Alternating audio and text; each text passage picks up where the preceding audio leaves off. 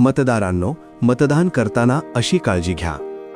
मतदान केंद्रावर तुमच्यासाठी किमान 2 व कमाल 4 EVM मशीन्स असू शकतात. तुम्हाला एकूण 4 जागांसाठी मतदान करायचे आहे.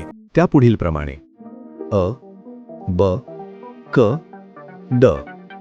काही मतदान केंद्रांवर या 4ही जागा 2 EVM मशीन्सवर विभागलेल्या असू शकतात. मतपत्रिकांचे रंग: प्रत्येक जागेसाठी वेगवेगळा रंग दिलेला असेल.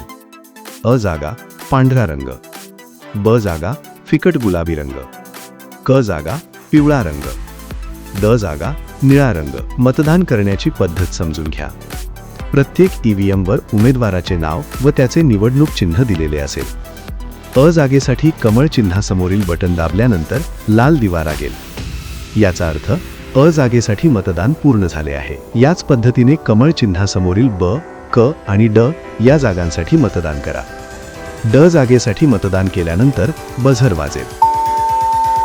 याचा अर्थ तुमची 4ही जागांसाठी मतदान प्रक्रिया पूर्ण झाली आहे. लक्षात असू द्या, प्रत्येक जागेसाठी स्वतंत्र मतदान करणं आवश्यक आहे.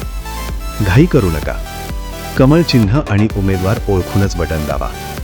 छत्रपती संभाजीनगर शहराचा सर्वांगीण विकास करण्यासाठी भाजपच्या सर्व उमेदवारांना प्रचंड मतांनी विजयी करा.